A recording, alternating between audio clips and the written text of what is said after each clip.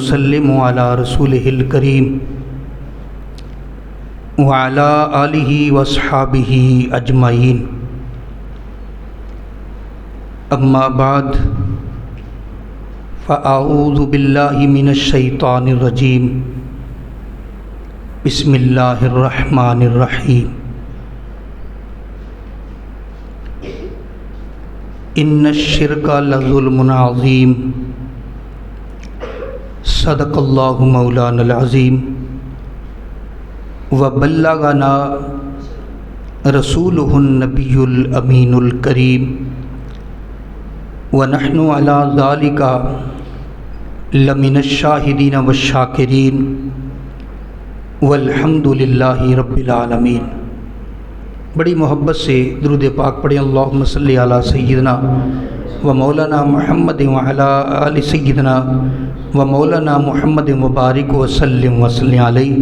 الصلاۃ والسلام علیک یا سیدی یا رسول اللہ وعلی آلک واصحابک یا سیدی یا حبیب اللہ۔ الصلاۃ والسلام علیک یا شفیع المذنبین وعلی آلک واصحابک یا جد الحسن والحسین۔ گرامی قدر معزز سامعین اور حاضرین حضرات، السلام علیکم ورحمۃ اللہ وبرکاتہ۔ کل سے ہم نے عقائد کے حوالے سے گفتگو شروع کی ہوئی ہے، اسی تسلسل میں آگے بیان کریں گے۔ اللہ کریم حق سچ کہنے کی توفیق عطا فرمائے۔ انہوں نے وکھرے وکھرے کر دو۔ کل میں نے آپ حضرات کے سامنے توحید بیان کی تھی، توحید کے حوالے سے مختصراً بیان کر دیا تھا۔ تو جو آدمی توحید کو صحیح معنوں میں مانتا ہے اس کو موحد کہتے ہیں۔ موحد کا معنی کی ہے توحید کو ماننے والا۔ اس کے بعد آئیے آج آگے چلتے ہیں شرک کے حوالے سے کہ شرک کیا ہے۔ شرک کا معنی ہے کہ کسی کو اللہ کے برابر ماننا، یہ شرک ہے۔ شرک کا معنی ہے برابری، حصہ داری۔ مثال کے طور پہ آپ کہتے ہیں اس مکان میں، اس دکان میں دو شریک ہیں۔ کیا مطلب؟ دو حصے دار ہیں اور پوری کا مالک ان دونوں میں کوئی بھی نہیں۔ آدھا مالک وہ ہے، آدھا مالک وہ ہے، پورا مالک ان میں کوئی نہیں۔ جب ہم نے اللہ کو ساری کائنات کا خالق اور مالک مان لیا، اس کا کسی کو حصے دار نہیں مانا، تو پھر شرک کیسے ہوگا؟ ہم اللہ تعالیٰ کو وحدہ لا شریک مانتے ہیں، جیسا کہ کل میں نے پوری وضاحت کر دی تھی۔ اور یہ شرک، اس کی تین قسمیں ہیں۔ ویسے تو بریک تو بڑی قسمیں بنا دی گئی، لیکن بنیادی طور پہ تین قسمیں ہیں۔ شرک فی العبادت، شرک فی الذات، شرک فی الصفات۔ شرک فی العبادت کا مطلب یہ ہے کہ اللہ کی عبادت میں کسی کو شریک کرنا۔ شرک فی الذات کا مطلب ہے اللہ کی ذات جیسی کوئی اور ذات ماننا۔ شرک فی الصفات کا مطلب یہ ہے اللہ کی کوئی صفت مخلوق میں سے کسی میں ماننا، خواہ وہ نبی ہو، خواہ وہ رسول ہو، خواہ وہ فرشتہ ہو، اللہ تعالیٰ جیسی کوئی صفت مخلوق میں ماننا، یہ شرک فی الصفات ہے۔ یہ شرک کی وضاحت ہو گئی کہ اس کی تین قسمیں ہیں۔ اب ان قسموں کی میں تھوڑی سی زیادہ وضاحت کھول کے کر دوں۔ شرک فی العبادت، اللہ کے بغیر کسی اور کی عبادت کرنا یا اللہ کی عبادت میں کسی اور کو شامل کرنا، یہ شرک فی العبادت ہے۔ اب آپ کہیں عبادت کس کا نام ہے؟ عبادت نام ہے انتہائی درجہ کی عاجزی، اقصی غایت تذلل۔ مفسرین نے اس کے جو مطلب بیان کیا اقصی غایت تذلل، اس کا مطلب کیا ہے؟ انتہائی درجے کی عاجزی۔ لیکن اس تعریف پر بعض علماء نے اعتراض بھی کیا، اگرچہ یہ مفسرین کی تعریف ہے۔ وہ کہتے ہیں اگر یہ مانا جائے کہ عبادت اس کو کہتے ہیں جو انتہائی درجے کی عاجزی، تو پھر تو انتہائی درجے کی عاجزی صرف سجدہ بنتا ہے، کیونکہ آدمی اپنا ماتھا ہی رکھ دے، اس سے بڑھ کر تو عاجزی کوئی نہیں۔ تو کہتے ہیں پھر تو صرف سجدہ عبادت بنے گا، باقی ارکان عبادت نہیں بنتے۔ اچھا جی، پھر کیا تعریف ہوگی؟ تو پھر کچھ علماء نے یہ تعریف کی، اور یہ زیادہ جامع معنی ہے کہ کسی کو معبود سمجھ کر، لائق عبادت سمجھ کر اور غیر محتاج سمجھ کر کسی کا ادب کرنا یا کسی کا حکم ماننا، اس کو عبادت کہتے ہیں۔ بڑی توجہ سے یہ جو بیان کر رہا ہوں نا، بہت نازک بات ہے۔ کسی کو معبود سمجھ کر، یعنی لائق عبادت سمجھ کر، کسی کو غیر محتاج سمجھ کر۔ کل میں نے بتایا تھا اللہ وہ ہے جو کسی کا محتاج نہیں۔ کسی کو معبود سمجھ کر، لائق عبادت سمجھ کر اور غیر حادث سمجھ کر اس کا ادب کرنا یا اس کی تعظیم کرنا یا اس کا حکم ماننا، یہ عبادت ہے۔ تو اس کی پھر وضاحت کروں تاکہ اور آسان ہو جائے۔ معبود سمجھنے کا مطلب ہے کہ اس کو لائق عبادت سمجھنا۔ غیر محتاج کا مطلب یہ ہے کہ وہ کسی کا محتاج نہیں۔ اور حادث کا مطلب کیا ہے؟ دو لفظ بولے جاتے ہیں، ایک حادث اور ایک قدیم۔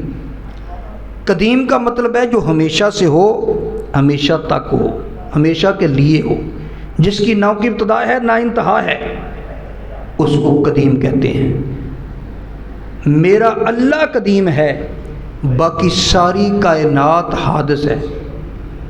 صرف ایک اللہ کی ذات قدیم ہے، باقی سبھی حادث ہیں۔ حادث کا مطلب کیا ہے؟ ان کی عدم موجودگی پائی گئی۔ ساری کائنات سے بڑھ کر، میں زیادہ مثالیں نہیں دیتا، ساری کائنات سے بڑھ کر میرے آقا علیہ الصلوۃ والسلام کی ذات اونچی ہے، افضل ہے۔ میرے نبی بھی اس وقت سے ہیں جب سے اللہ نے پیدا کر دیا۔ جب نہیں پیدا کیا نہیں تھے۔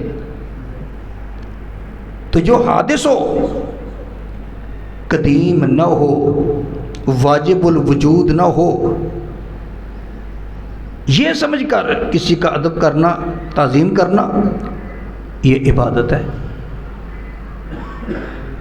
یہاں پر ایک بڑی باریک سی بات ہے، اس بات پہ اگر توجہ نہ دی جائے تو بڑی دور معاملات نکل جاتے ہیں۔ وہ کیا؟ معبود سمجھ کر، مخلوق سمجھ کر، غیر محتاج سمجھ کر، معبود سمجھ کر، غیر محتاج سمجھ کر، قدیم سمجھ کر عبادت کرنا، ادب کرنا، یہ عبادت ہے۔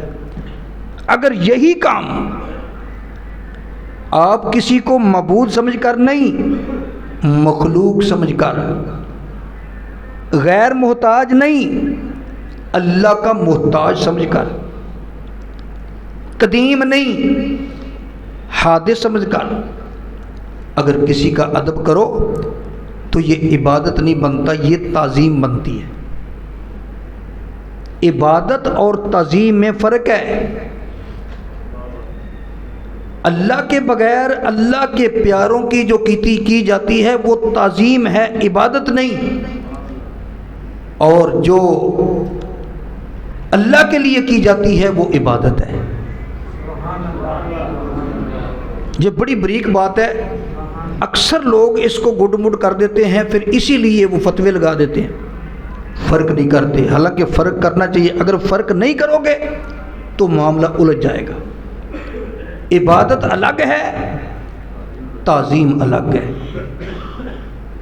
عبادت کسی کی کرنا یہ شرک ہے، اور تعظیم کرنا یہ عین ایمان ہے، عین ایمان ہے۔ تھوڑی سی بات کھول دی، عین ایمان ہے۔ اب ذرا اگلی بات سنیے، اس کی مثال میں دیتا ہوں۔ ایک آدمی، جب ہم نماز پڑھتے ہیں ہاتھ باندھ کے کھڑے ہو گئے، ہاتھ باندھے کھڑے ہو گئے، کس کے سامنے؟ اللہ کے سامنے۔ کیا سمجھ کر؟ معبود سمجھ کر، مستقل سمجھ کر، غیر محتاج سمجھ کر، مستقل سمجھ کر، غیر محتاج سمجھ کر، معبود سمجھ کر اللہ کے سامنے ہاتھ باندھ کے کھڑے ہو گئے۔ تو یہ کیا بن گیا؟ عبادت۔ جب ہم رکوع چلے گئے تو ادب کس کا کر رہے ہیں؟ اللہ کا۔ وہی بار بار بات دہرائی جائے گی، معبود سمجھ کر، مستقل سمجھ کر، غیر محتاج سمجھ کر۔ مستقل کس کو کہتے ہیں؟ جو ہمیشہ سے ہو، ہمیشہ کے لیے ہو۔ اور آسان لفظ استعمال کر دیا، مستقل سمجھ کر، معبود سمجھ کر، غیر محتاج سمجھ کر۔ رکوع میں گئے، یہ بھی عبادت ہے۔ سجدے میں گئے، اچھا رکوع کے بعد سیدھے کھڑے ہو گئے، لیکن ادب کس کا کر رہے ہیں؟ اللہ کا۔ وہی ساری شرطیں لگا کر، معبود، مستقل، غیر محتاج سمجھ کر۔ ہاتھ باندھ کے کھڑے ہونا بھی بات بن گیا، ہاتھ چھوڑ کے کھڑے ہونا بھی بات بن گیا۔ کب؟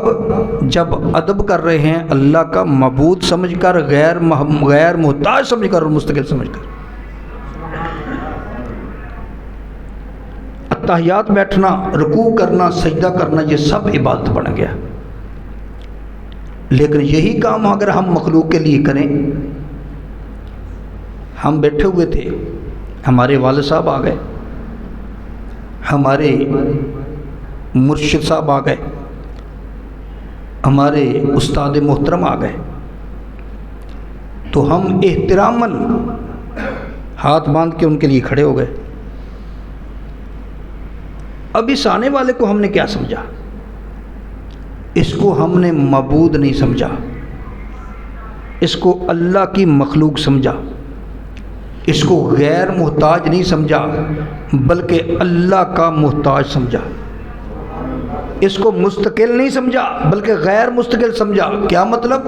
وضاحت میں نے کر دی ہے۔ غیر مستقل وہ ہوتا ہے، وہ ہمیشہ کے لیے نہیں ہوتا، اس وقت ہوتا ہے جب اللہ پیدا کر دے، اس وقت تک رہتا ہے جب تک اللہ چاہے۔ اب یہ سمجھ کر ہم ہاتھ باندھ کے کھلو گئے جس طرح نماز میں کھڑے تھے، اب یہ عبادت نہیں بنے گا، یہ تعظیم بنے گی۔ عبادت نہیں بنے گا، تعظیم بنے گی۔ جب ہم ہاتھ چھوڑ کے کھڑے ہوئے اللہ کے ادب کے لیے، مخلوق غیر محتاج سمجھ کر، معبود سمجھ کر، مستقل سمجھ کر، تو یہ بات بن گئی۔ ہمارے اسکولوں میں، کالجوں میں، یونیورسٹیوں میں اور سرکاری دفاتر میں، جہاں جہاں بھی جب قومی ترانہ بجایا جاتا ہے، پڑھا جاتا ہے قومی ترانہ، تو ہیڈ ماسٹر صاحب، دوسرے ماسٹر صاحبان، تمام طلباء یوں ہاتھ چھوڑ کے غیر متحرک ہو کر کھڑے ہو جاتے ہیں۔ یہ اسی طرح کھڑے ہوتے ہیں جس طرح نماز میں رکوع کے بعد کھڑے تھے، لیکن اب یہ کیا بنا؟ یہ کیا کس کا ادب کر رہے ہیں؟ یہ اپنے ملک و قوم کی تعظیم کر رہے ہیں، لیکن مستقل سمجھ کے نہیں، معبود سمجھ کے نہیں، غیر محتاج سمجھ کے نہیں، بلکہ اللہ کی عطا کا مظہر سمجھ کر کہ یہ ملک ہمیں اللہ نے دیا ہے، اللہ کی عطا سے ملا ہے، ہم کہاں سے لے سکتے تھے، ساری کائنات کو پیدا کرنے والا میرا اللہ ہے۔ تو اپنے ملک و قوم کی تعظیم کے لیے جب ہم کھڑے ہوئے ہاتھ چھوڑ کر، تو یہ عبادت نہیں بنے گا، یہ تعظیم بنے گی۔ کیوں؟ نیت عبادت کی نہیں ہے۔ اس جگہ پر ایک بات یاد رکھیں، ہمارا کوئی بھی معزز شخصیت آ جائے، اس کی تعظیم میں کھڑے ہونا یہ شرک نہیں ہے، یہ تعظیم ہے۔ لیکن آنے والے کے دل میں یہ نہیں ہونا چاہیے کہ جب میں جاؤں لوگ کھڑے ہو جائیں۔ یہ بڑی وضاحت کی بات ہے۔ ابو داؤد شریف میں حدیث ہے، نبی پاک علیہ الصلوۃ والسلام نے فرمایا جو آدمی یہ سوچے کہ جب میں جاؤں لوگ میری تعظیم کے لیے کھڑے ہو جائیں، یہ نیت اس کے دل میں ہو کہ لوگ کھڑے ہوں، تو نبی پاک علیہ الصلوۃ والسلام نے فرمایا اس کا ٹھکانہ جہنم میں ہے۔ اس لیے ہم اس کا احترام کریں، تعظیم کر کے کھڑے ہو جائیں، ٹھیک ہے، اس کی نیت یہ نہ ہو کہ لوگ میرے لیے کھڑے ہوں، یہ فرق ہے۔ ہم کھڑے ہوں گے اس کی تعظیم کے لیے اللہ کا پیارا سمجھ کے، ہمیں ثواب مل جائے گا، لیکن وہ اللہ کا پیارا جسے ہمیں سمجھتے ہیں، اگر اس کے دل میں یہ نیت آ گئی کہ لوگ میری تعظیم میں کھڑے ہوں، تو نبی علیہ الصلوۃ والسلام نے فرمایا اس کا ٹھکانہ جہنم ہے۔ یہ نیت کا بڑا تعلق ہے، اس میں اعمال میں نیت کا بڑا تعلق ہے۔ بخاری شریف کی پہلی حدیث یہ ہے، انما الاعمال بالنیات، عملوں کا دار و مدار نیتوں پر ہے۔ اچھا، تو پتہ چلا عبادت اور چیز ہے، تعظیم اور چیز ہے۔ ہم تعظیم اللہ والوں کی کرتے ہیں، عبادت اپنے رب کی کرتے ہیں، کسی اور کی عبادت نہیں کرتے۔ یہ بات ذہن میں رہے۔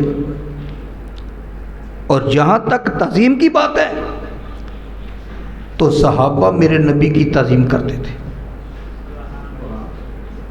کتنی تعظیم کرتے تھے نبی پاک صلی اللہ تعالی علیہ وسلم۔ اب تعظیم نبی پر مستقل اگر وقت ملا تو انشاءاللہ مستقل بیان بھی کریں گے، یہ بڑا اہم ہے۔ لیکن خود اللہ نے تعظیم کروائی میرے مصطفیٰ کی۔ اللہ فرماتا ہے یا ایھا الذین آمنوا لا ترفعوا اصواتکم فوق صوت النبی ولا تجہروا لہ بالقول جہر بعضکم لبعض ان تحبط اعمالکم وانتم لا تشعرون۔ اللہ فرماتا ہے اے ایمان والو، میرے نبی کی آواز سے اپنی آواز کو بلند نہ کرو۔ یعنی تم نبی پاک سے گفتگو کر رہے ہو، دوران گفتگو تمہاری آواز میرے نبی کی آواز سے بلند نہ ہو جائے۔ یا اللہ اگر ہو گئی، اور فرمایا ان کو، میرے محبوب کو اس طرح تم نے نہیں بلانا، اس لہجے میں نہیں بلانا جس لہجے میں تم ایک دوسرے کو بلاتے ہو۔ وَلَا تَجْهَرُوا لَهُ بِالْقَوْلِ كَجَهْرِ بَعْضِكُمْ لِبَعْضٍ، اس طرح نہیں بلانا، اس لہجے میں میرے نبی سے بات نہیں کرنی جس طرح تم ایک دوسرے سے کرتے ہو آپس میں۔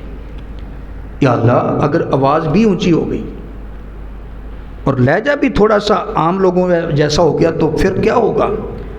اللہ فرماتا ہے ان تحبط اعمالکم وانتم لا تشعرون، تمہارے سارے عمل ضائع کر دیے جائیں گے اور تمہیں پتہ بھی نہیں چلے گا۔ سارے عمل، تو سمجھے گا کہ میرے کھاتے میں 10 حج ہیں، میرے کھاتے میں 50 سال کی نمازیں ہیں، میرے کھاتے میں 50 سال کے روزے ہیں، میرے کھاتے میں 5000 غریبوں کی مدد ہے، تو اپنا شمار کرتا ہوگا۔ لیکن اللہ فرماتا ہے ان تحبط اعمالکم، سارے عمل میں ضائع کر کے رکھ دوں گا، ورقہ صاف کر دوں گا عملوں والا۔ اور 2 سزائیں ہیں، ایک تو عمل ضائع ہو جائیں گے، اور اس سے بڑی سزا یہ ہے کہ وَأَنْتُمْ لَا تَشْعُرُونَ، تمہیں پتہ بھی نہیں چلے گا۔ ایک آدمی کا ایک نقصان ہو رہا ہو نا تو اس کو بتا دیا جائے تو وہ اس کا کوئی مداوع کر لیتا ہے، تو جب بتایا ہی نہ جائے اس کو پتہ ہی نہ چلے، یہ ڈبل نقصان ہے۔ علامہ اقبال نے کہا تھا وائے ناکامی متاع کارواں جاتا رہا، وائے ناکامی متاع کارواں جاتا رہا، کارواں کے دل سے احساس زیاں جاتا رہا۔ علامہ اقبال نے کیا خوب کہا تھا کہ یہ ناکامی کہ قافلے کا سامان جاتا رہا، اور اس سے بڑھ کر یہ مصیبت ہے کہ ان کو اس نقصان کا احساس نہیں ہے۔ تو اللہ فرماتا ہے ان تحبط اعمالکم وانتم لا تشعرون۔ اب اللہ نبی پاک کی تعظیم کا حکم دے رہا ہے۔ ایک جگہ فرمایا لِتُؤْمِنُوا بِاللَّهِ وَرَسُولِهِ وَتُعَزِّرُوهُ وَتُوَقِّرُوهُ وَتُسَبِّحُوهُ بُكْرَةً وَأَصِيلًا۔ اللہ فرماتا ہے ایمان لانے والوں کے ذمہ کام کیا ہے؟ لِتُؤْمِنُوا بِاللَّهِ، اللہ پر ایمان لائے، لِتُؤْمِنُوا بِاللَّهِ وَرَسُولِهِ وَتُعَزِّرُوهُ وَتُوَقِّرُوهُ وَتُسَبِّحُوهُ۔ اللہ رسول پر ایمان لانے کے بعد اگلا کام کیا ہے؟ نبی پاک علیہ السلام کی تعظیم و توقیر کرنا، اور دن رات اللہ کی تسبیح بولنا، یہ بھی تعظیم ہے۔ یہ میں نے دو مثالیں دی ہیں، انشاءاللہ جب تعظیم کے موضوع پر بیان کروں گا تو پھر تفصیل کریں گے۔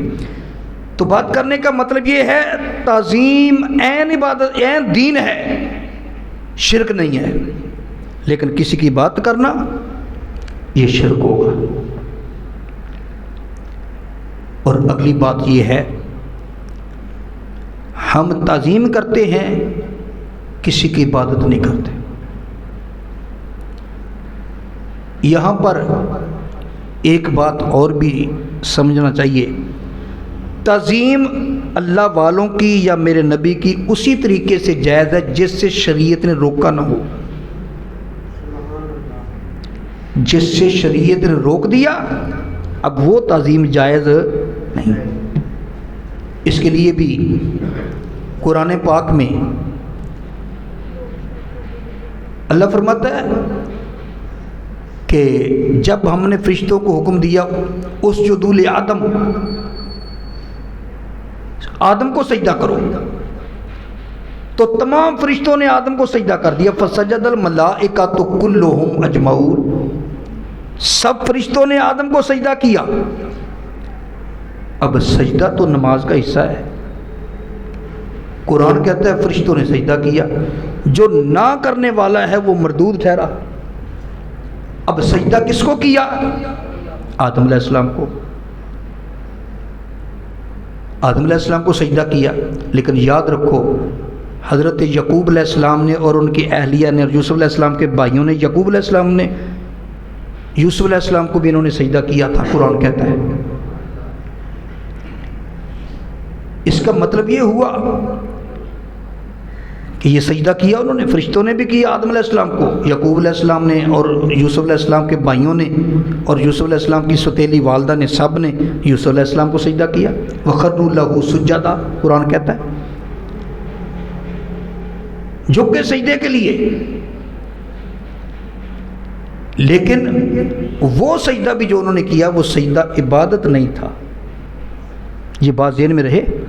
سجدہ عبادت اس وقت بھی شرک تھا، آج بھی شرک ہے، قیامت تک شرک ہے۔ پھر فرشتوں نے کون سا سجدہ کیا؟ آدم علیہ السلام کو۔ آدم علیہ السلام تو خدا نہیں، اللہ کے پیدا کردہ مخلوق ہے، تو ہم کہیں گے فرشتوں نے جب آدم کو سجدہ کیا ان کو معبود سمجھ کے نہیں کیا، آدم علیہ السلام کو مستقل سمجھ کے نہیں کیا، غیر محتاج سمجھ کے نہیں کیا، بلکہ اللہ کا محتاج سمجھ کر، اللہ کا معبود نہیں، اللہ کی مخلوق سمجھ کر اور اللہ کا محتاج سمجھ کر، اللہ کا محتاج سمجھ کر اور مخلوق سمجھ کر، اللہ کا پیارا سمجھ کر سجدہ کیا۔ جب فرشتوں نے کیا انہوں نے بھی عبادت سمجھ کے نہیں کیا، تعظیم کی ہے۔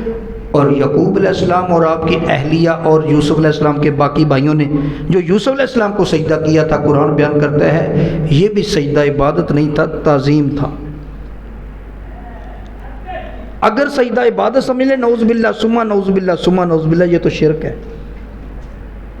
تو انبیاء شرک نہیں کر سکتے، اور اللہ کسی کو شرک کا حکم نہیں دیتا کہ کرو۔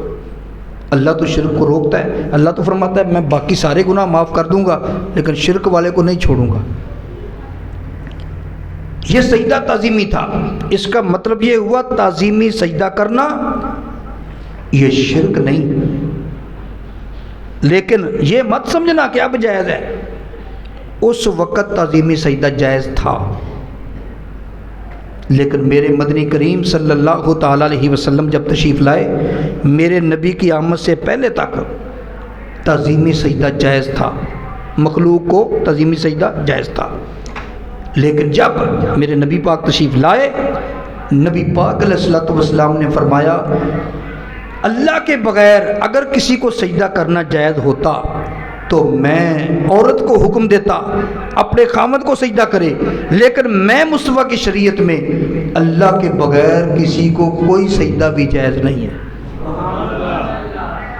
میرے نبی نے روک دیا، وہ بچہ تار ہلا رہا ہے پھر پن ہل جائے گی، ذرا خیال کرنا وہ کون ہے بچہ تار ہلاتا، تو ابھی تار سے پیچھے ہٹ کر بیٹھو، پرابلم بنتی ہے بعد میں۔ تو بات یہ کر رہا تھا کہ تعظیمی سجدہ، تو میرے آقا علیہ السلام نے فرمایا اگر میری شریعت میں اللہ کے بغیر کسی کو سجدہ جائز ہوتا تو میں عورت کو حکم کرتا کہ اپنے خامد کو سجدہ کرے، لیکن میری شریعت میں اللہ کے بغیر کسی کو سجدہ جائز نہیں، واسجدوا للہ، بس سجدہ ہے تو اللہ کو ہے۔ اب ذرا فرق سمجھیں، آج کوئی بندہ کسی قبر کو یا کسی زندہ کو سجدہ کر دے، ہم فوراً اس پہ فتویٰ نہیں لگائیں گے، بلکہ اس سے پوچھیں گے بھئی تو نے کیا سمجھ کے سجدہ کیا؟ اگر تو اس نے سجدہ کیا اللہ سمجھ کر یا اللہ کا شریک سمجھ کر تو فوراً وہ مشرک ہو گیا۔ یہ بڑی نازک باتیں ہیں، سمجھنے کی کوشش کرو۔ اور اگر وہ کہے نہیں جی میں نے اس کو اللہ تو نہیں سمجھا، اللہ کا پیارا سمجھ کر، اللہ کی مخلوق سمجھ کر تعظیم کے لیے سجدہ کیا ہے، تو یہ اسی طرح حرام ہے جس طرح سور کھانا حرام ہے۔ وہ بندہ مشرک تو نہیں ہوگا لیکن اسی طرح حرام ہے تعظیمی سجدہ کرنا، جیسے شراب پینا حرام، جیسے مردار کا گوشت کھانا حرام، جیسے یہ سور کھانا حرام، اسی طرح حرام ہے۔ کیوں؟ میرے نبی نے اس سے منع کر دیا تھا۔ تو ہمارے نزدیک اللہ کے بغیر کسی کو کوئی کسی قسم کا سجدہ ہے ہی نہیں، تعظیمی بھی جائز نہیں ہے، لیکن کوئی تعظیمی کرے گا تو حرام، اگر سجدہ عبادت کرے گا تو شرک، دونوں طریقوں میں ہی سجدہ جائز نہیں۔ اس لیے ذرا آپ احباب اس بات پہ غور کریں، ہم عقیدت میں ہی یا شرک کا ارتکاب کر لیتے ہیں یا حرام کا ارتکاب کر لیتے ہیں، بچنا چاہیے اور دین کو سمجھا کرو۔ ہم لوگ دین سے بہت دور ہیں، کوسوں دور ہیں دین سے۔ میں ایک مرتبہ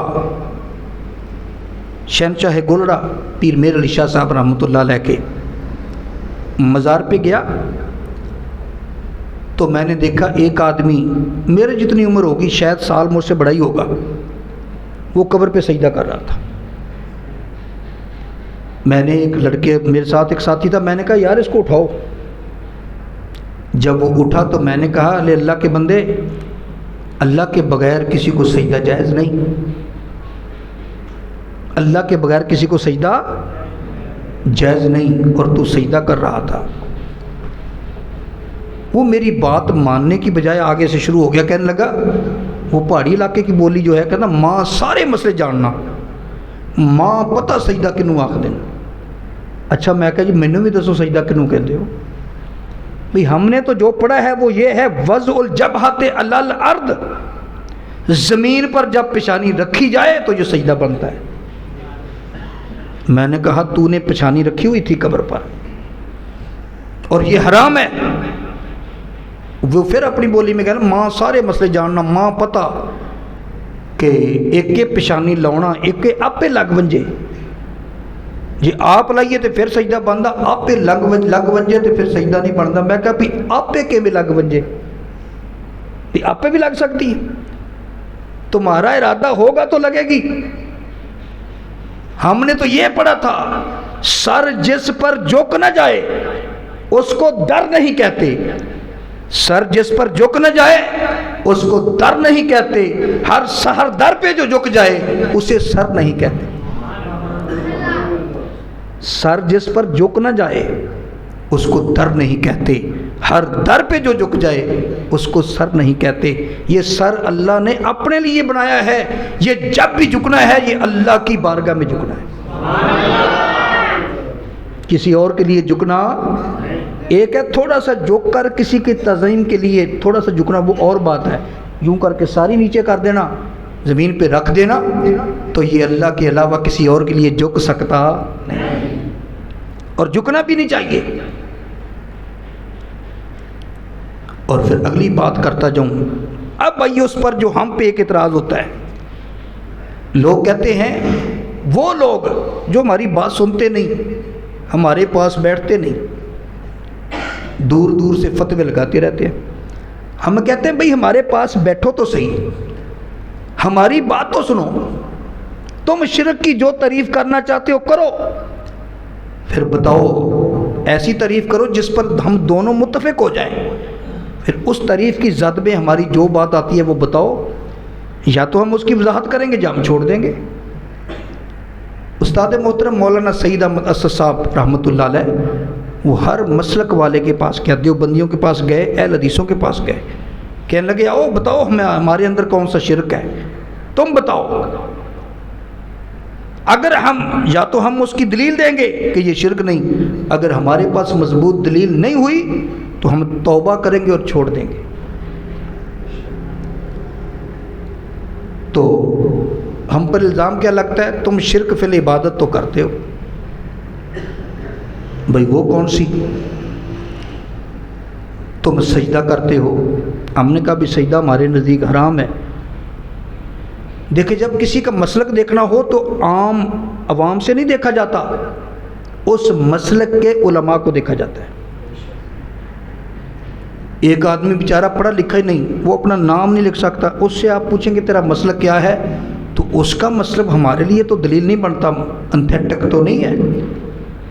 جب کسی بھی عقیدے کا کسی بھی مسلک کے لیے معلومات لینی ہو تو اس مسلک کے جو ترجمان ہیں ان کو لیا جاتا ہے کہ وہ کیا کہتے ہیں۔ عام آدمی کو دیکھ کر نہ فتویٰ لگتا ہے، نہ عام آدمی سے مسلک پوچھا جاتا ہے۔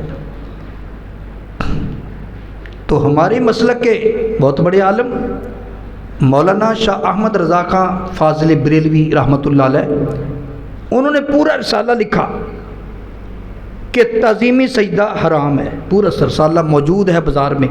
ویسے تو فتاوی رضویہ جو انہوں نے لکھا اس کے اندر بھی فتویٰ موجود ہے، الگ رسالہ بھی موجود ہے حرمت تعظیمی سجدہ کے نام پر، یعنی تعظیمی سجدہ حرام ہے۔ اس میں انہوں نے وہ ساری حدیثیں جمع کی ہیں، ان میں سے ایک میں نے آپ کو سنائی ہے، سیاستہ سے اور دیگر دنیا کی حدیث کی کتابوں جو ملتی ہیں انہوں نے جمع کی ہیں۔ کہتے نہیں جی ایک کام تو تم کرتے ہو، تم چومتے نہیں، تو چومنا سجدہ ہی ہے اور کیا ہے، تو یہ تو شرک ہے۔ ارے اللہ کے بندوں پاس یہی بات سمجھنے والی ہے، تم کبھی کسی بزرگ کے ہاتھ چوم لیتے ہو، کبھی نبی پاک علیہ السلام کا نام آتا ہے تو انگوٹھے چوم کے آنکھوں پہ لگا لیتے ہو، یہ شرک نہیں تو اور کیا ہے؟ ہم کہتے ہیں چومنا اور چیز ہے، سجدہ اور چیز ہے۔ جس طرح عبادت اور تعظیم میں فرق ہے، اسی طرح چومنے میں اور سجدے میں بھی فرق ہے۔ چومنا شرک نہیں، چومنا اور جو کچھ مرضی بنا لو لیکن شرک نہیں بنتا۔ کیوں؟ شرک کی تعریف کیا تھی؟ برابری۔ شرک کی تعریف ہے برابری۔ شرک چومنا تب بنے گا جب اللہ کو بھی چوما جاتا ہو۔ اللہ کو تم چوم سکتے ہو؟ بتاؤ، نہیں چوم سکتے۔ جو چوما جا سکے، سادہ سی بات کر دوں، جو چوما جا سکے وہ اللہ نہیں ہو سکتا، جو اللہ ہے وہ چوما نہیں جا سکتا۔ بڑی سادہ سی بات ہے، جو چوما جا سکے وہ اللہ نہیں ہو سکتا، اور جو اللہ ہے وہ چوما نہیں جا سکتا۔ کسی نبی رسول فرشتے نے کبھی دعویٰ کیا میں نے اللہ کا بوسہ لیا؟ نہیں، اللہ چوما جا ہی نہیں سکتا۔ تو پتہ چلا چومنا اور چیز ہے، سجدہ اور چیز ہے۔ اس کے لیے میں مثالیں دیتا ہوں چند ایک، اگرچہ درجنوں حدیثیں اس موضوع پر میں بیان کر سکتا ہوں، لیکن چند ایک مثالیں۔ نبی پاک صلی اللہ تعالیٰ علیہ وسلم، ابو داؤد شریف کی حدیث ہے، نبی پاک علیہ الصلوۃ والسلام کے صحابہ فرماتے ہیں ہم جا رہے تھے کہ اچانک اللہ کے رسول تشریف لے آئے۔ ہم نے نبی پاک علیہ السلام کو جب تشریف لاتے ہوئے دیکھا، ہم سواریوں سے نیچے اتر گئے۔ اگلے لفظ گیا میں کننا نقبلو ید رسول اللہ صلی اللہ علیہ وسلم ورجلہ، ہم نبی پاک علیہ السلام کے ہاتھوں کو بھی چوم رہے تھے، پاؤں کو بھی چوم رہے تھے۔ اب صحابہ کا طریقہ ہے۔ ایک اور حدیث ہے کہ ایک اونٹ آیا، اس نے آ کے میرے نبی کو سجدہ کیا۔ اب یہ جو جانور ہیں نا، یہ تو غیر مکلف ہیں، ان پر شریعت لاگو نہیں ہوتی۔ شریعت لاگو ہوتی ہے جنوں پر اور انسانوں پر۔ اونٹ آیا، اس نے آ کے میرے نبی کو سجدہ کیا، تو صحابہ نے عرض کیا یا رسول اللہ، ہم زیادہ حقدار ہیں کہ آپ کو سجدہ کریں، کیونکہ آپ کو تو جانور بھی سجدہ کرتے ہیں۔ اس وقت میرے نبی نے فرمایا کہ اگر میری شریعت میں سجدہ اللہ کے بغیر کسی کو جائز ہوتا تو میں بیوی کو حکم دیتا خاوند کو سجدہ کرے، لیکن میری شریعت میں سجدہ جائز، میری شریعت میں اللہ کے بغیر کسی کو سجدہ جائز۔ اب نبی پاک نے سجدے کی اجازت نہیں دی، لیکن ہاتھ پاؤں چومنے کی اجازت دے دی۔ ایک مثال اور لے لو، قاضی ایاز مالکی رحمۃ اللہ علیہ، آج سے 1000 سال پہلے کی کتاب ہے، قاضی ایاز مالکی کتاب الشفا، شفا شریف بڑے مشہور نام ہے۔ یہ میرے نبی کی عظمت اور کمالات پر مبنی کتاب ہے، پڑھنے کے قابل ہے۔ میرے نبی کی شانیں دیکھنی ہو تو اس میں دیکھو۔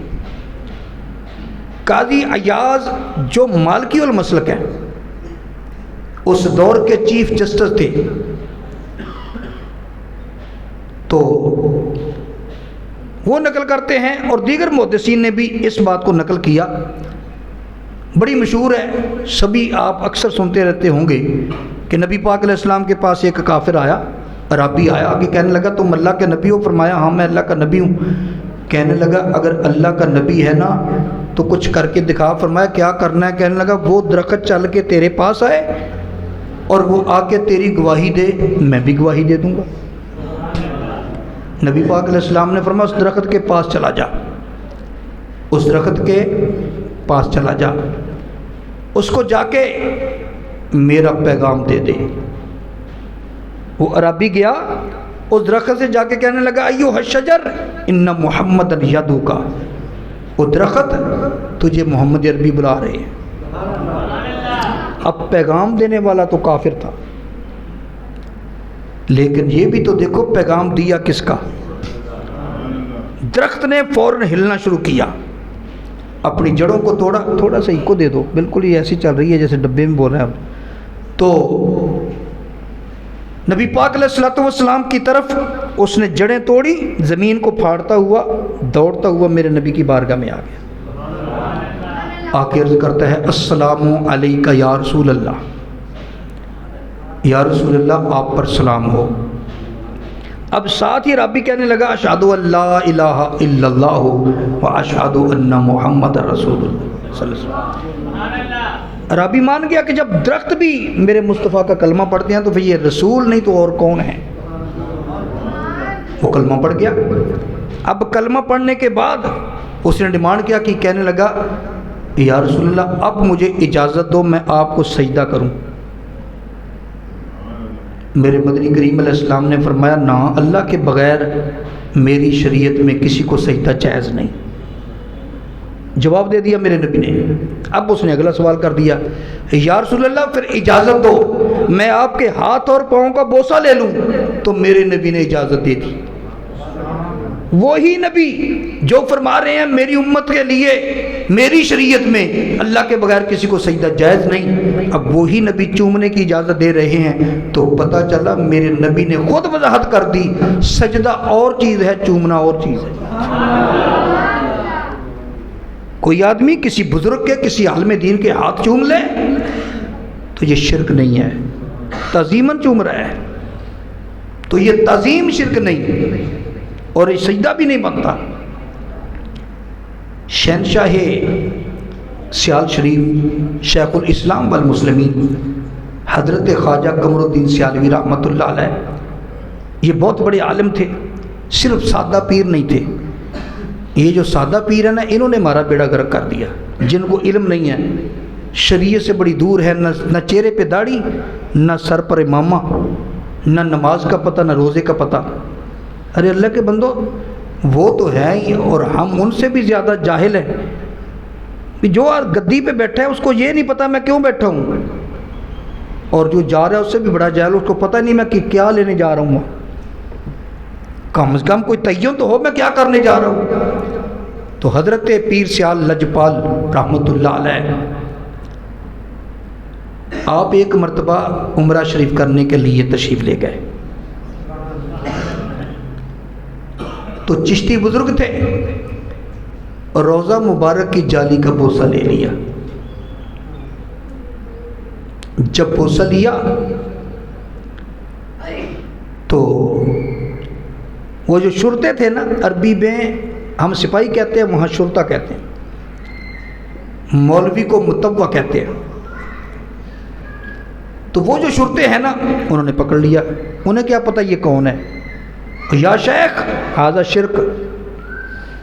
اچھا، وہ جو روضہ انور پہ کھڑے ہوئے نا شرطے یا متوع، ان کو پتہ نہیں اور کسی بات کا پتہ ہی نہیں، ہر بات شرک، ہر بات شرک، ہر بات شرک، ان کو سوائے شرک کے اور کسی بات کا پتہ ہی نہیں۔ مفتی احمد یار خان نعیمی رحمۃ اللہ تعالیٰ علیہ، جنہوں نے تفسیر نعیمی لکھی اور بھی کتابیں لکھی، بہت بڑے عالم تھے، مولانا نعیم الدین مراد آبادی رحمۃ اللہ علیہ کے ڈائریکٹ شاگرد تھے۔ جب آپ عمرہ شریف پر گئے تو ہاتھ باندھ کر نا یوں تعظیماً میرے آقا کی بارگاہ میں سلام پیش کر رہے ہیں، تو شرطہ آ کے کہنے لگا ھذا شرک، ھذا شرک، ہاتھ چھوڑ دو۔ آپ ہاتھ چھوڑ کے کھلو گے؟ کہنے لگا وہ کیا تھا؟ کہتا وہ نماز کے ساتھ مشابہت ہے۔ فرمایا اب بھی تو نمازی ہے، اب کیا ہے؟ رکوع کے بعد بھی ایسے کھڑے ہوتے ہیں، اب اگر ایسے کھڑے ہونا شرک نہیں تو ایسے کھڑے ہونا شرک کیسے ہو گیا؟ جو عالم ہے وہ جواب دیتے ہیں، وہ بیچارے بالکل ایسے ہے کہ صرف ان کو لفظ شرک سکھایا گیا ہے، وہ اسی بات کی تنخواہ لیتے ہیں، ان کو اور کسی بات کا پتہ ہی نہیں۔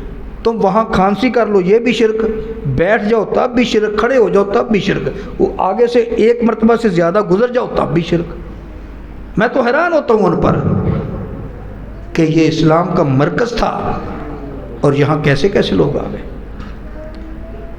تو بات کرنے کا مقصد یہ تھا، جب خواجہ قمر الدین سیالوی رحمۃ اللہ علیہ نے بوسہ لیا جالی مبارک کا، تو شرطوں نے پکڑا، تو آپ سادہ پیر نہیں تھے، بہت بڑے شیخ الحدیث تھے، فوراً جواب دیا میں یہ شرک کیسے ہے؟ اب شرطوں نے سمجھا کام ہم سے زیادہ ہے، متوع کو بلایا، دو باتیں کی، متوع بھی ہو گیا، بات قاضی تک پہنچ گئی، قاضی کو بلایا، انہوں نے کہا جی ہم آپ کے ساتھ مناظرہ کریں گے۔ آپ نے فرمایا کر لو۔ کس بات پہ؟ آپ نے جالی کا بوسہ لیا ہے نا؟ میں لیا ہے۔ ھذا شرک۔ فرمایا کہ یہ شرک کیسے بن گیا؟ کہنے لگے یہ عبادت ہے، یہ سجدہ ہے، اور سجدہ عبادت ہے۔ تم نے سجدہ، تم چومنا سجدہ ہے۔ آپ نے ان کو بڑی حدیثیں پڑھ کے سنائی، وہ کہاں مان رہے تھے۔ اب آپ نے فرمایا اچھا پھر ایسے کرتے ہیں، مجھے 2 رکعت نماز پڑھ لینے دو، پھر مناظرہ کرتے ہیں آپ کے ساتھ۔ انہوں نے کہا پڑھ لو، اب نماز پڑھنے سے کون روکتا ہے؟ آپ نے نماز شروع کی، اونچی اونچی 2 رکعت نماز نفل، ان کو سنا کر منہ طرف خانہ کعبہ شریف کے اللہ اکبر، سبحانک اللہ بھی اونچی زبان میں، اونچی آواز میں، سبحانک اللہم و بحمدک، تاکہ وہ سن لیں۔ پھر بسم اللہ پڑھی، فاتحہ شریف بھی اونچی، سورت جو ملائی وہ بھی اونچی۔ جب رکوع میں گئے تو رکوع میں بھی سبحان ربی العظیم، سبحان ربی العظیم اونچی اونچی۔ جب سجدے میں گئے تو سجدے میں جا کے سبحان ربی الاعلیٰ سبحان ربی الاعلیٰ، یہ بھی اونچی اونچی پڑھا لیکن ماتھا نہیں لگایا، صرف زمین کو چوما، سبحان ربی الاعلیٰ، پھر چوما سبحان ربی الاعلیٰ، 3 مرتبہ چوما اور 3 مرتبہ سبحان ربی الاعلیٰ کہا، 1 رکعت مکمل ہو گئی۔ اسی طرح دونوں سجدے کیے دونوں رکعتوں میں۔ جب سلام پھیرا وہ کہنے لگے بابا تیری تو نماز ہی نہیں ہوئی۔ وہ ہاذا مجنون، وہ یہ بابا تو پاگل ہے، اس کے ساتھ بات کریں، اس کو تو نماز نہیں آتی۔ فرمایا بھی میری نماز کیوں نہیں ہوئی؟ کیا میں نے قبلہ کی طرف منہ نہیں کیا؟ کیا میں نے نماز کی نیت نہیں کی؟ کیا میں نے ہاتھ نہیں باندھے؟ کیا میں نے ثنا نہیں پڑھی؟ میں نے فاتحہ نہیں پڑھی؟ کوئی صورت نہیں ملائی؟ کیا میں رکوع نہیں گیا، رکوع کی تسبیحات نہیں پڑھی، سجدے نہیں گیا، سجدے کی تسبیحات نہیں پڑھی؟ انہوں نے کہا بابا تجھے کیسے سمجھائیں، سجدہ عبادت کی جان ہے، تیرا سجدہ ٹھیک نہیں تو نماز کیسے ہوگی؟ فرمایا کیسے؟ اس نے کہا تم نے نہ ماتھا لگایا، ماتھا تو لگایا نہیں زمین پر، تو نے تو صرف چوما ہے، تو یہ سجدہ نہیں ہوا۔ اچھا سجدہ نہیں بنا؟ کہتے نہیں چومنے سے تو سجدہ نہیں بنتا، سجدے کی تعریف تو یہ ہے وضع الکفت وضع الجبہۃ علی الارض، زمین پر پیشانی رکھنے کا نام سجدہ ہے۔ پیشانی تو نے لگائی نہیں، 3 مرتبہ زمین کو چوم لیا تو سجدہ کیسے ہوا؟ تو حضرت شیخ الاسلام خواجہ قمر الدین سیالوی رحمۃ اللہ علیہ نے فرمایا بس یہی بات میں سمجھانا چاہتا تھا۔ فرمایا میں نماز کی نیت بھی کروں، قبلہ کی طرف منہ بھی کروں، میں قیام بھی کروں، قیام میں ثنا فاتحہ سورت بھی پڑھوں، رکوع میں بھی جاؤں، رکوع کی تسبیحات بھی پڑھوں، سجدے میں جاؤں، سجدے کی تسبیحات بھی پڑھوں، لیکن ماتھا نہ لگاؤں، نیت بھی نماز کی ہو، ماتھا نہ لگاؤں تو سجدہ نہیں بنتا۔ جب میں نے جالی کو چوما تھا اس وقت تو نماز کی نیت بھی نہیں تھی، اس وقت قبلے کی طرف منہ بھی نہیں تھا، اس وقت رکوع کی بھی نہیں کیا، رکوع کی تسبیحات بھی نہیں پڑھی، سجدہ بھی نہیں کیا، سجدے کی تسبیحات نہیں پڑھی، صرف بوسہ لیا تھا۔ جب ادھر سجدہ نہیں بنا وہاں سجدہ کیسے بن گیا؟ تو جو علماء ہوتے ہیں وہ اس طرح سمجھاتے ہیں بات کو۔ اب وہ قاضی صاحب منہ ڈھیلا چھوڑ کر چلے گئے اور جواب بنتا کوئی نہیں تھا۔ تو میرے بھائی چومنا اور چیز ہے، سجدہ اور چیز ہے۔ بخاری شریف میں پورا باب ہے، باب ما جاء فی تقبیل الصبی، بچے کو چومنے کا بیان۔ میرے آقا علیہ الصلوۃ والسلام بچے کو اٹھاتے تھے، اس کا بوسہ لیتے تھے۔ ہم بھی اپنے بچے کو اٹھاتے ہیں تو بوسہ لے نہیں لیتے، تو بوسہ لینا سجدہ نہیں بنتا۔ جی کر رہا ہوں، وہ آپ نے میری شاید بات سنی نہیں جو میں نے کہا ہے کہ خواہ وہ فقیر ہو، درویش ہو، ولی ہو، اس کے سامنے ہم سر زمین پہ نہیں رکھ سکتے۔ چوم سکتے ہیں، ان کے ہاتھ کو چوم لو، پاؤں کو بھی چوم سکتے ہو، لیکن سجدہ نہیں کر سکتے۔ ہاں جی نہیں، تھوڑا سا جھکنا، میں نے وہ تو وضاحت کر دی، وہ جھکنا اور چیز ہے، تعظیماً جھکنا اور چیز ہے، لیکن سر زمین پہ رکھ دینا یہ اور چیز ہے۔ ہاں یہ بات میں ویسے کر گیا ہوں، شاید آپ نے توجہ نہیں کی۔ میں نے کہا تھا احتراماً تھوڑا سا کوئی اپنے سے بڑا ہے تو تھوڑا سا جھک تو جاتے ہیں نا، جھکنے کا نام سجدہ نہیں ہے۔ ابھی اسی بات کی تو وضاحت کر رہا ہوں کہ یہ سجدہ نہیں بنتا۔ سجدہ کب بنے گا؟ وضع الجبہۃ علی الارض، زمین پر جب ماتھا رکھ دیں گے اس کا نام سجدہ ہے۔ اور اس کی بھی 2 قسمیں، ایک سجدہ عبادت ہے، ایک سجدہ تعظیمی ہے۔ اگر تعظیماً کیا تو حرام، اگر عبادت کیا تو شرک۔ تو یہ وضاحت ہو گئی۔ اب ہم لوگ خانہ کعبہ جاتے ہیں، تمام مسالک کے لوگ وہاں جا کے حجر اسود کا بوسہ لیتے ہیں۔ اب حجر اسود ایک پتھر ہے اور کچھ بھی نہیں، پتھر ہے نا۔ ذرا سوچو جب اس پتھر کو ہم نے چوما، نہ وہ سجدہ بنا نہ وہ شرک بنا، نہ وہ سجدہ بنا نہ وہ شرک بنا، وہ بے جان پتھر ہے اور کچھ بھی نہیں۔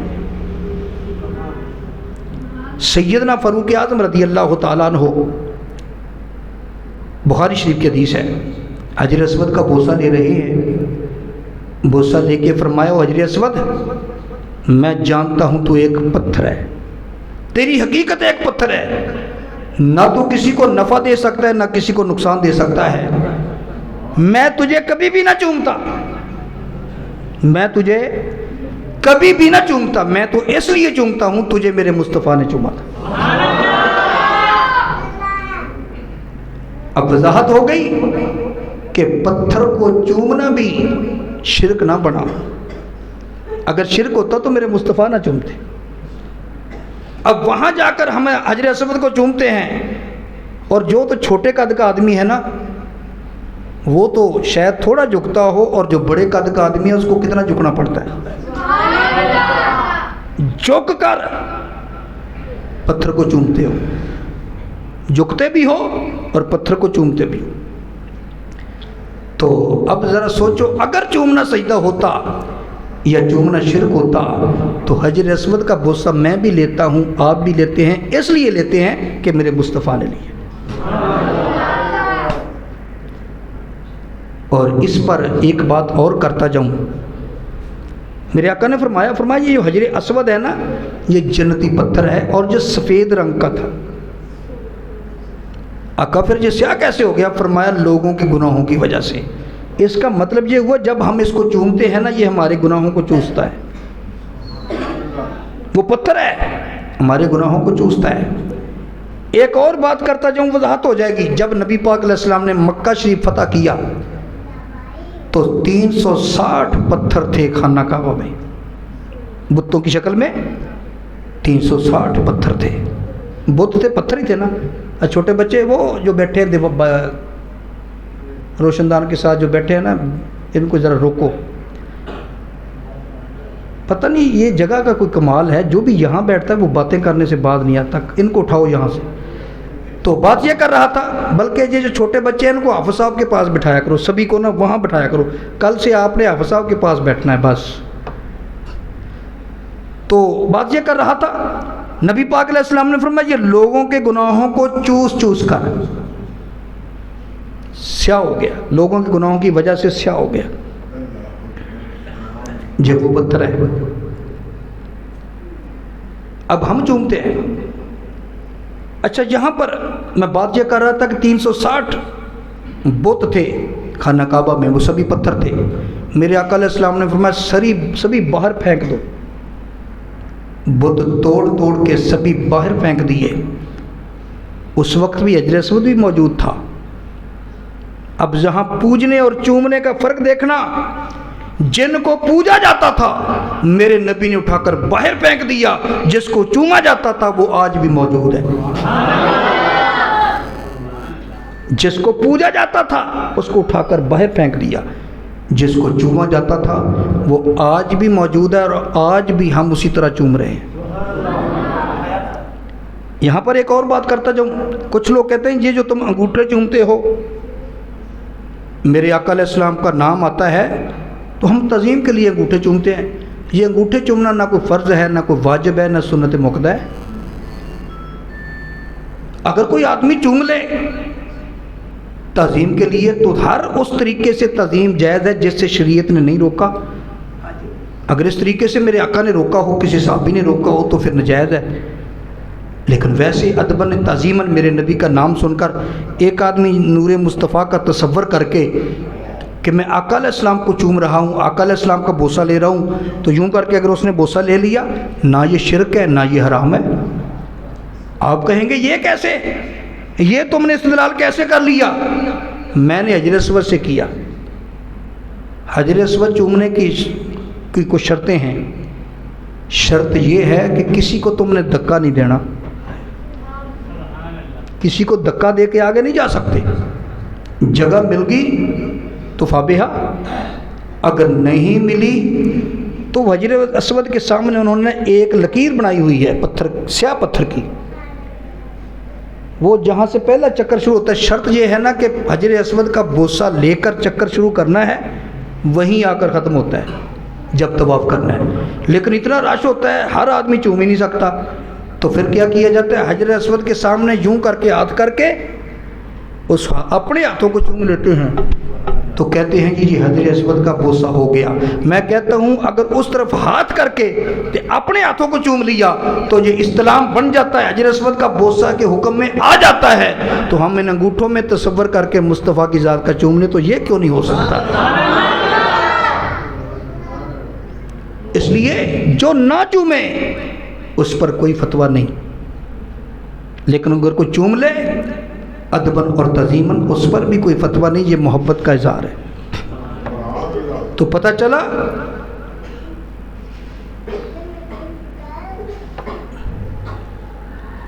وہ آج پھر بات لمبی ہو گئی, ٹائم دکھا ہی نہیں.